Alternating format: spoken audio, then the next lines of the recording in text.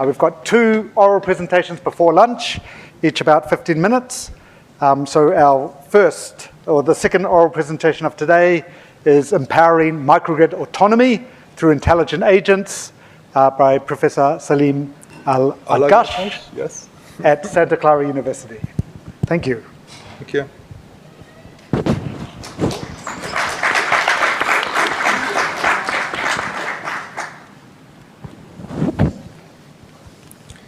Hello, everyone.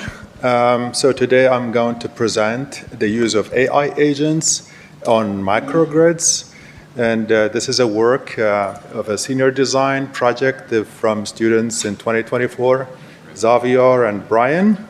And recently, Calvin has joined me to work on building AI agents for microgrids. And the main purpose for this is how do we use these AI agent technologies to make microgrids resilient and to maximize the use of the renewable energies.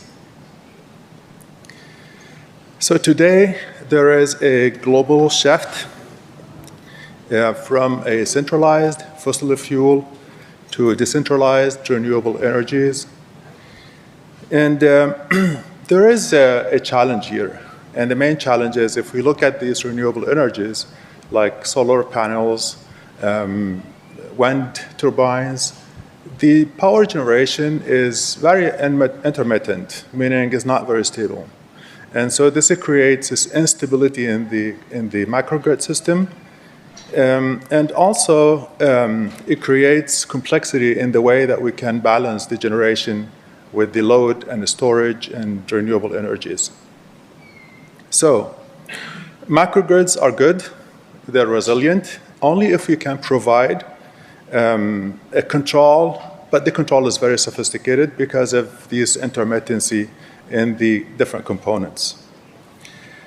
So this is a graph that shows if I want to check on the microgrid, but microgrids, in fact, they come in different scales. This is a very generic where you have wind turbines, solar panels, batteries, a load, like different buildings, but they interconnect with the utility grid. But not necessarily all the microgrids connect to utility grids. Some of them are isolated, so they could be in distant areas. And so if you want to operate this in real time and we make it resilient and maximize the benefits of renewable energies, we need some kind of a controller. And most of today's controllers, they can cost 40 to 50% of the setup cost, which is very expensive. So the cost barrier motivates agent technology alternative. And so my, let's say, friendship with agents, they go back in the late 90s. When I started working with the grid systems, but the grid system, the large power grid systems, that they were disintegrated at the time of the deregulation, where you would have different entities. One of them is for the generation, one of them is for the distribution, one of them for the operation. So those are different entities. And so for those different entities, we want to build some kind of a control that makes them communicate and integrate.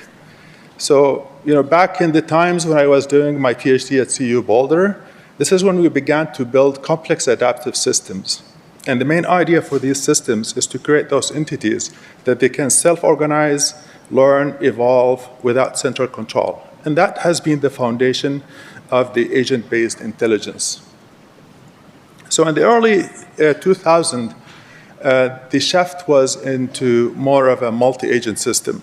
So the multi-agent system is where we can build some kind of a software, we call it agent, that can perceive, analyze, interfere, and act, and continuously adapt to dynamic grid or microgrid conditions via coordination and feedback.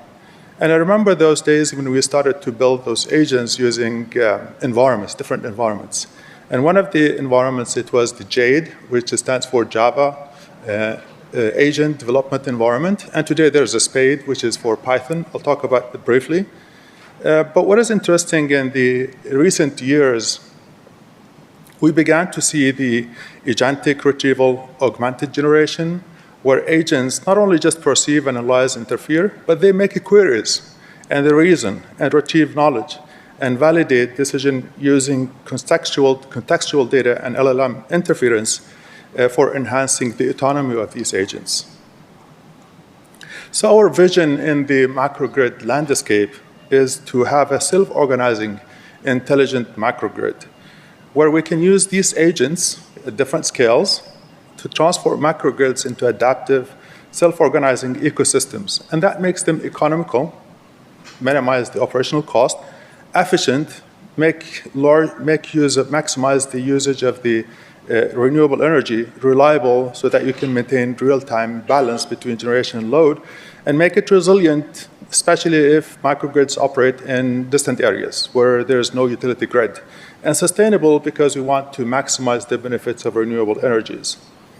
And this is the whole idea, is to create these intelligent entities that can power the different components and create the self-organizing macrogrid system. So my story for the macrogrid was started with a number of universities, companies, in 2016, where we created this 3D macrogrid. 3D design, development, demonstration of a smart macrogrid system, where we built models of intelligence at the edge of the macrogrid system for different components. So the core innovation here is to create those AI agents for macrogrids. So what are the AI agents? As I said, those are autonomous software entities that can perceive the environment, make decisions, and act to achieve specific goals. And why agents for macrogrid? Simply because of the decentralized control that you can have for different components. That mirrors the distributed nature of macrogrids, where you have autonomy, meaning that each agent is going to be handling each component in the macrogrid, whether it's for solar, wind, storage, and so on. And there's a huge coordination between those agents. So they communicate, negotiate, achieve the system-wide goals. And they learn and adapt to changing different conditions as adaptability. And that is the whole idea, is to create those different elements and try to build the use of the different technologies and embed them in some kind of a control. We call it agent control, that you can give into different components. And you have this also for the different system. So the architecture that we have used is the SPADE architecture. SPADE stands for Smart Python Agent Development Environment. And very interesting with this Python environment, you could have all kinds of packages, even for power system analysis, for optimal power flow, for optimization, for all kinds of things. You can integrate them within this SPADE environment. And SPADE is great because there are ready-made templates for agents and for their communication to create them and build them. And so the idea is to create those different components for agent components, for the solar, for the wind, for the load, for the storage, and make the system operate all together. And when we come to the control agent, it's going to be the one who's going to be coordinating with all different elements. And if we think about the agent, it has an architecture that talks about it's not only just perceive the environment through some kind of sensors, but also make actions and controls. But that has to build an intelligence inside it, and that has to build in knowledge base and make the coordination through different elements in the system. Now, one of the things that we're exploring now is not only just to use XMPP, but to use KQML, which is knowledge query manipulation language, where you can get different agents communicate and interact with each other. And the intelligence here is about making the AI-powered decision-making process. And when we investigated this my students in the senior design, they worked on two different things. One is to do the forecasting. This is when you do the proactive decision. So they use the LSTM for predicting load profiles, and they use some other models, the machine learning models for doing solar and wind generation. But there is also the reactive decision where you can make the control and optimization based on deep reinforcement learning, different types of models, where agents can control and optimize using some other policies to minimize cost and maintain reliability on the system. And when we think about this control mechanism, it's at different levels. That's what microgrids, they do, in fact. So you have one on the tertiary level. This is when you begin to plan, make the power flow, the optimal power flow, the optimal power dispatch, and then you go into the secondary where you want to make sure that the match between the generation and the load, it maintains together, and it provides the reliability, like maintain the voltage and the frequency of the system within certain levels. And then it creates this primary control, which is in real-time control of the system. So it's a very sophisticated process that you have to do to make the system reliable in real time. So the key results here, they demonstrate accuracy and efficiency.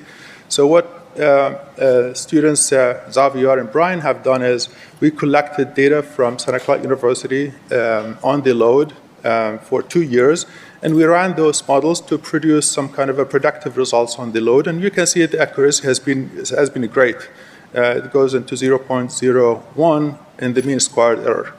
And what they did also, they also gathered some information, some data from Kaggle, where they can build these models for solar and for wind, for optimized grid system, and they run these types of simulation, and they got operational cost savings and rewards over time that can grow up to $173,000.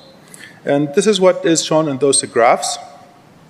But now we're exploring doing generative AI for macrogrids, where we can embed based retrieval, embedding based retrieval agents so that they can access knowledge and reflect models to evaluate, refine their performance, and leading to cognitive macrogrid agents. And this is more or less just to build on the idea of the generative AI in our systems.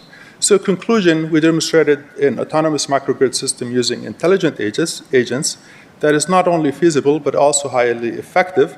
And this is a link for the implementation on GitHub for the autonomous macrogrid for the students. And it has also been published in a recent book by Tallers and Francis, Macrogrid 4, as a book chapter. And so the takeaway from this is multi-agent architecture provides robust, decentralized control. AI-driven forecasting and optimization lead to cost savings and improved reliability. And when we use the generic agent or the generative agent, microgrids will make energy grids smarter, more resilient, and sustainable.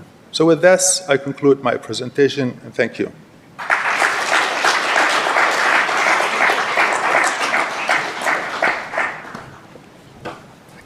So unfortunately, we don't have time for questions for these two talks. We want to make sure you have time for lunch and the lab visits. They'll be available in lunch. I'll ask DG and Linda to come up. Thank you again.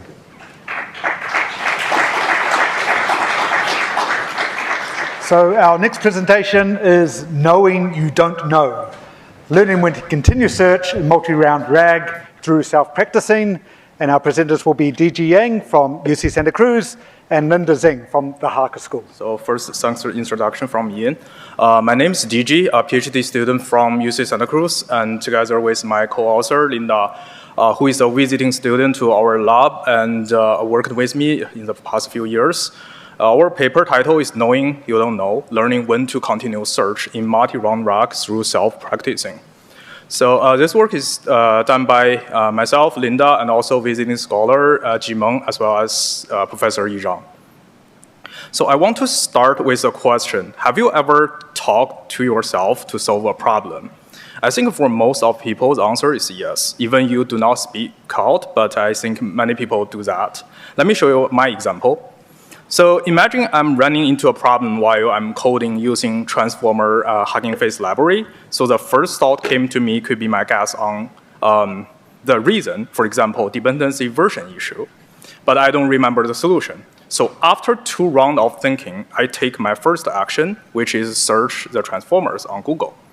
And of course, this is not what I want right now, and my search is too broad.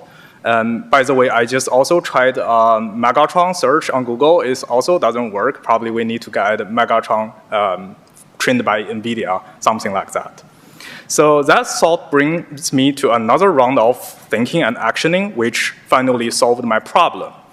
So this whole multi-round thinking process within a person's mind is called inner monologue in cognitive science. It is a way to think, to plan, to rehearse, or to reflect. And some people also call it reasoning path or chain of thought, multi-round chain of thought, but we think inner monologue is a more natural and human-like way to describe this behavior. So we want to equip AI to have this advanced reasoning skill. So to make this happen, we put a lot of effort. In 2023, our initial work, IMMO, shows LM can use vision language model for better reasoning quality, and through learning to do the inner monologue. And the learning is done by first supervised fine-tuning for warm-up, then reinforcement learning for better reasoning. And this paradigm has been later shown to be useful by many works last year and also this year. And after that, we show that LM can use search engine to achieve decent result on RAG task as well. Later, for guidance project last year, we show that how LM can potentially control the camera to decide what and where to see. And this year, Gen AI work, we show how to use diffusion, how the LM use diffusion-based image generator to do the image retrieval. So through this journey, we conclude two things. On the positive side, we demonstrated that LM can learn how to do inner monologue in many different ways. However, on the challenge side, we think there's still a huge gap between human intelligence and artificial intelligence. So we found LM are not truly self-aware. This has been also argued by many works, including our guidance benchmark. So the decision on when to stop really matters in many use cases. For example, for multi-round retrieval augmented generation system, as an example, so there are two common failure patterns. The first one is the system could be overconfident and answering the question before getting sufficient information. And it can also keep on searching, then get overloaded by noise or irrelevant information, so we call it poor retrieval control. The solution to this problem is, could be to have a good decision on when to stop. But unfortunately, LM cannot reliably tell its own knowledge boundary or tell when it doesn't know. In fact, this is not a trivial problem. It is about knowing that you don't know, which is a fundamental form of true intelligence. And this concept is recognized over more than 2,000 ago by Eastern and Western philosophers, and also as well as many great recent scientists like Richard Feynman and Stephen Hawking. So motivated by that, this time we switch our focus from only teaching LM to do inner monologue to use external critique as LM ethology to study the LM's behavior without observing LM's internal state. So that is learning from LM's inner monologue. So here we introduce self-practice inner monologue learning for multi-round RAG, or we call it the same RAG. So the key is to train a separate critique model to check the knowledge boundary of the large language model and evaluate both answer and the reasoning process of the RAG system. So step one, we let RAG system to do the self-practice to generate some training data. And next, we use this training data to train a critique model to assess both answer and the reasoning quality. And finally, at inference time, with the help from the critique, the same RAG is able to do multi-round retrieval, then answer users' question. Let me first explain how same RAG works during the inference time. So first, the reasoner LM generates answer and the rationale from the input question. Then we have a critique to judge whether the response is sufficiently supported by the evidence. If yes, this final answer will be given to the user. Otherwise, if insufficient, it triggers another round of retrieval and the reasoning. So the LM reasoner reformulates the search query, and the retriever fetch new document from the corpus. Finally, we update the context to start a new cycle. So how we train the critique model, the key is about how to get the data reflecting LM's knowledge boundary. we introduced self-practice, a cheap way to use seed QA pairs to generate both positive and negative procedure training data, procedure labeled training data. So the general idea is at inference time, at each round, we first force LM to generate answer and the rationale, then check them against the real answer. If it is correct, we recorded that as accept, otherwise reject. So no matter it is correct or wrong, we get one data point. Then we discard the answer and the rationale generated and enter to the next round of retrieval so that we can get more data points with different contexts. So this generated data kind of reflects the real behavior of the given RAG system you choose. And finally, after getting the generated data, learning RAG behavior could become easy for the critique. So the input to the critique is the inner monologue data we just got, and the label, the output label should just be accept or reject. So simple binary classification question, which can be easily optimized by the supervised fine-tuning. After introducing our framework, I want to also explain the design choice we made. So first of all, SameRAG is a practical solution that can plug and play into any current LM-based RAG system without having to fine-tuning any of RAG component. So it saves some time and computing power, and also it can work with both open source model or good performing closed source model. And more importantly, the critique model changed the RAG system's behavior without hurting the alignment, such as safety alignment. So we think this is pretty important for some use case.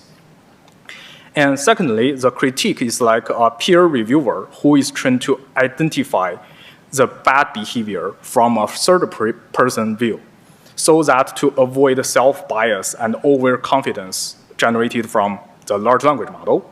So this separation between generator and the critique model, or you can call it a discriminator, reflects our fundamental principle. A real progress comes not from self-confirmation, but from a trusted external feedback.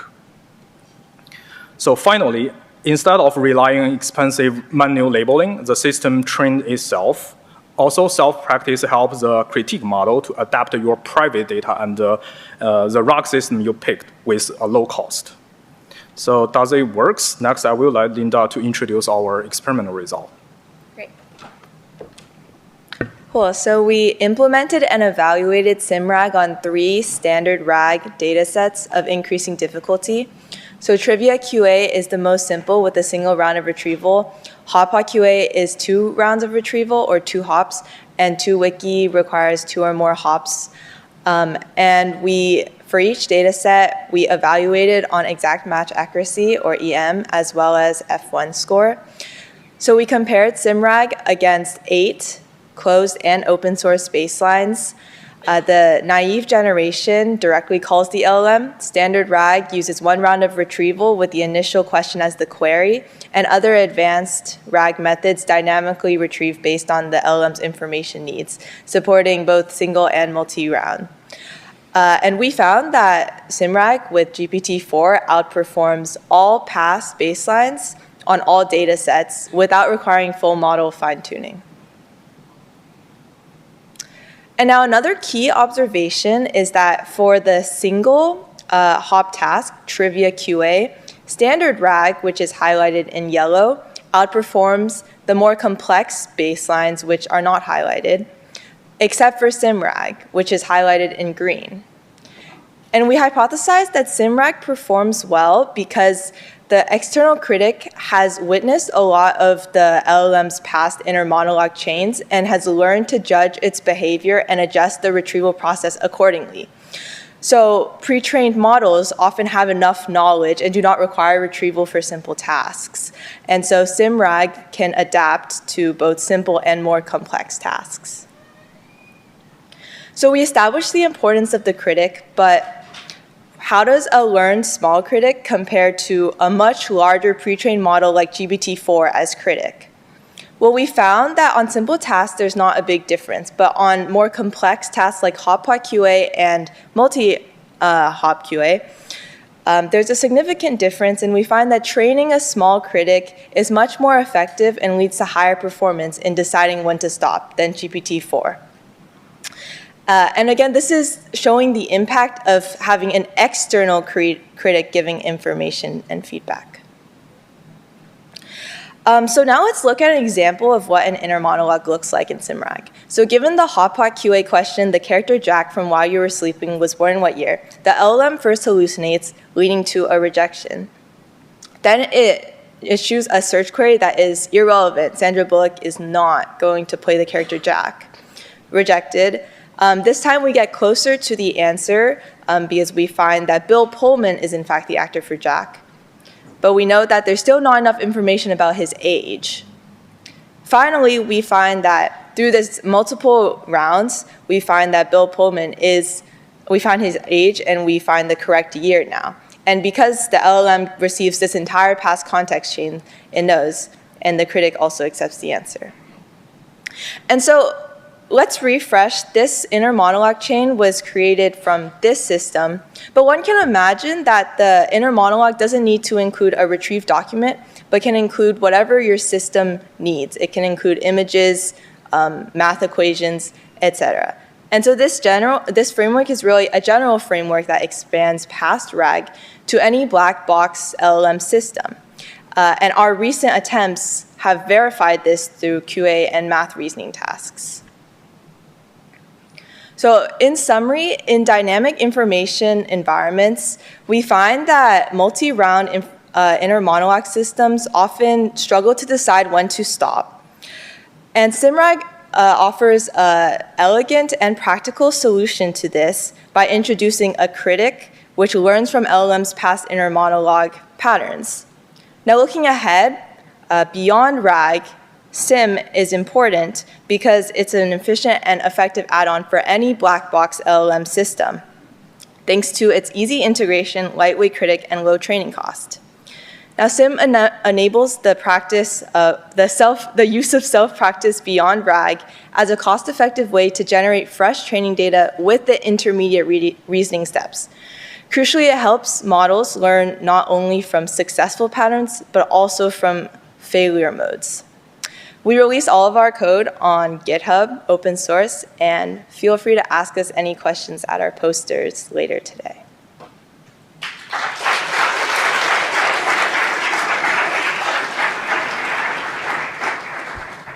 Okay, thank you everyone. Unfortunately, we don't have time for questions now, but please stop by their posters and ask them questions this afternoon.